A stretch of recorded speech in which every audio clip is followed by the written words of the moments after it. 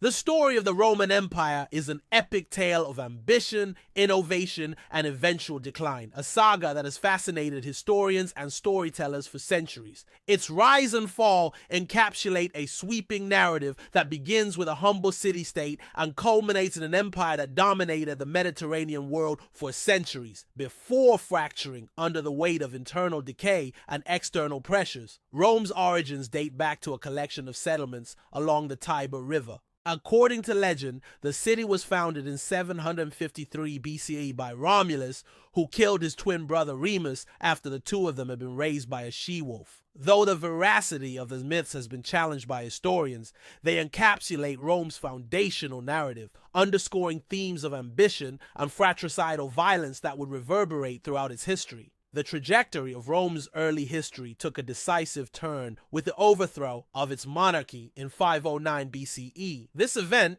traditionally dated to 509 BCE, marked the transition from the Roman kingdom to the Roman Republic. The new regime was built on a framework of checks and balances among three key institutions: the consuls, the Senate, and the assemblies. This system of governance not only shaped the trajectory of ancient Rome, but also set the stage for centuries of republican ideals that influenced Western political thought.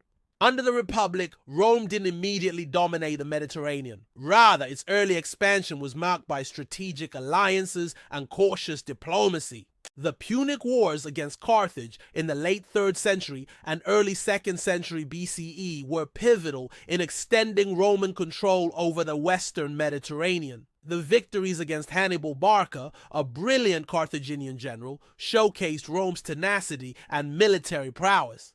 As Rome expanded, it encountered diverse cultures and forged various client states into its sphere of influence. This process of integrating conquered peoples, while sometimes fraught with tension, became a defining feature of the Roman approach to governance. By the late Republic, Rome's extensive conquest brought vast territories under its control, from Spain in the west to Greece and parts of the Middle East in the east. This territorial expanse laid the groundwork for the centralized power that would later define the empire. However, the very success of Rome's military campaigns contributed to the Republic's internal strife.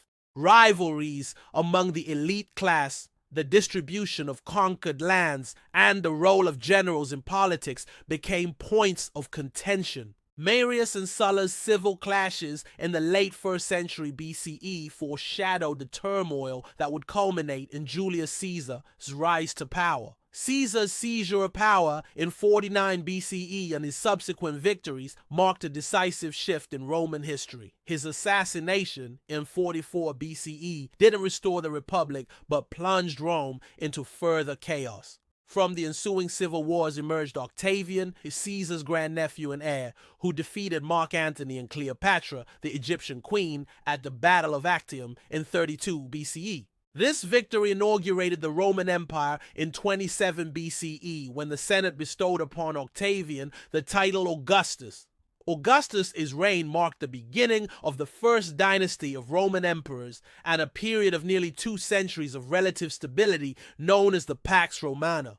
This era saw the consolidation of imperial authority, the extension of Roman law, and the flourishing of Roman culture. Augustus himself, though often overshadowed by his great-grandfather Julius Caesar, played a pivotal role in shaping the foundations of the empire. His principate inaugurated a new phase in Roman history, where emperors held supreme power while maintaining the facade of republican institutions.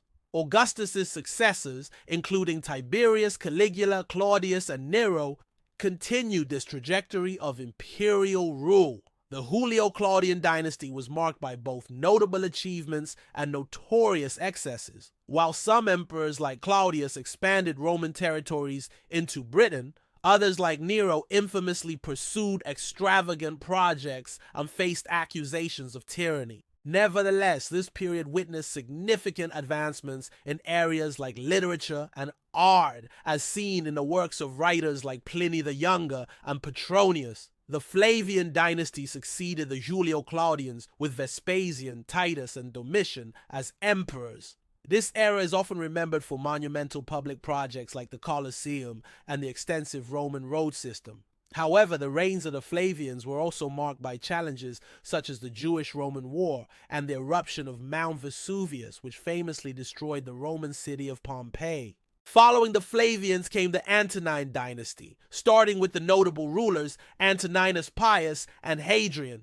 This period is celebrated for its emphasis on good governance, legal reforms, and cultural patronage. Hadrian's travels throughout his extensive empire, along with his architectural contributions, including the construction of magnificent villas and public buildings, left a lasting mark on Roman society. The 2nd and 3rd centuries CE were a turning point for the Roman Empire. Internal issues like political corruption, erratic succession, and economic difficulties gradually eroded its strength. Externally, the empire faced relentless pressure from nomadic tribes, particularly the Goths and the Alemanni, who sought to carve out territories within the Roman frontiers.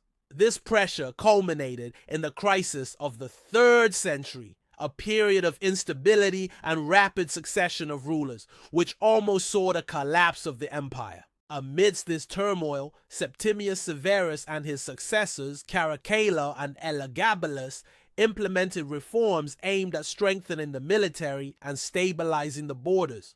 Diocletian, who came to power in 284 CE, addressed these challenges through a series of drastic measures. In 286 CE, he introduced the Tetrarchy, a system of shared rule among 4 rulers, 2 senior emperors and 2 junior emperors. This reform aimed to address the issue of rapid imperial succession and provide better governance over the vast empire. Diocletian also reorganized the military and introduced economic reforms, including the introduction of a new currency. He divided the empire into 2 halves: the Western Roman Empire with its capital in Nicomedia and the Eastern Roman Empire with its capital in Constantinople, formerly Byzantium. This division was not intended to be permanent, but it ultimately led to the divergence of the 2 empires' fortunes. While the Western Roman Empire faced mounting fiscal crises and pressure from Germanic tribes, the Eastern Empire, also known as the Byzantine Empire, endured for nearly a millennium longer. The eastern half enjoyed a strategic advantage due to its wealthier provinces, including Egypt, Anatolia, and Syria, which were less prone to barbarian invasions. Furthermore, the strong influence of Greek culture in the East contributed to a sense of distinct identity that differed from the more Latin-oriented West. The division of the empire was not without its tensions. In 378 CE, the Battle of Adrianople saw the Goths decisively defeat the Romans under Emperor Valens. This defeat highlighted the vulnerabilities of the Western Roman Empire and underscored the need for collaborative defense strategies. In the West, the 4th and 5th century CE were marked by the increasing prominence of Germanic groups, including the Visigoths, Vandals, and Huns. The Huns, a Central Asian people led by figures like Attila, exerted significant pressure on the empire's northern borders, contributing to the decline of Roman authority in Gaul and Italy. In 410 CE, the Visigoths sacked Rome. Despite its sack, the Western Roman Empire persisted for another 66 years, during which time it saw the emergence of several notable rulers, including Honorius and his sister, Galla Placidia. Yet the seeds of decline sown earlier continued to take root. In 455 CE, the Vandals, a Suebic people who had settled in northern Africa, sacked Rome. This event, along with the ongoing pressure from other Germanic groups, signaled the empire's growing fragility.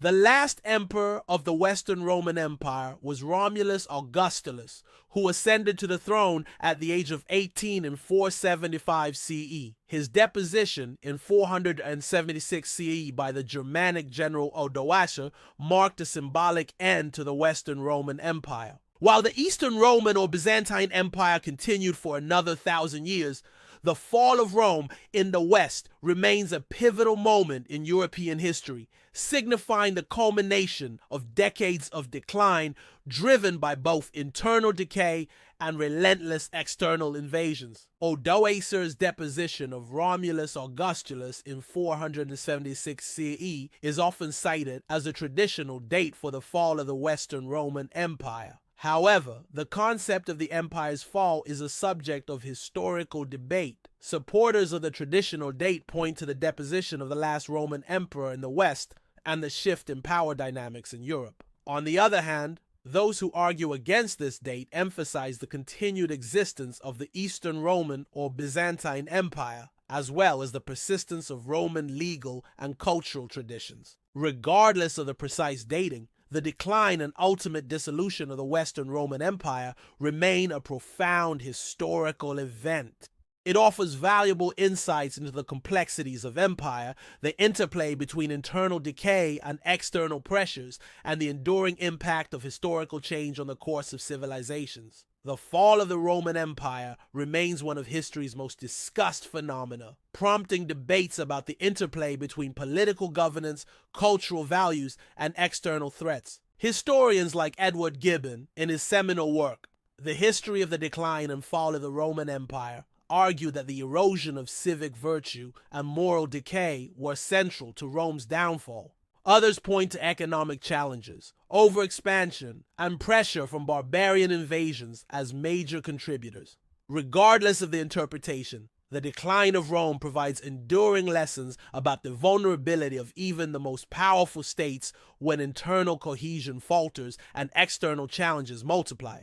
Despite its fall, the legacy of the Roman Empire continues to shape modern society. Roman legal systems, architectural innovations, and cultural norms have been woven into the fabric of Western civilization. The narrative of Rome's ascent and collapse serves not only as a historical chronicle, but also as a timeless cautionary tale about the impermanence of power and the necessity for sustainable governance. If you enjoyed this video, show your support by subscribing to the channel.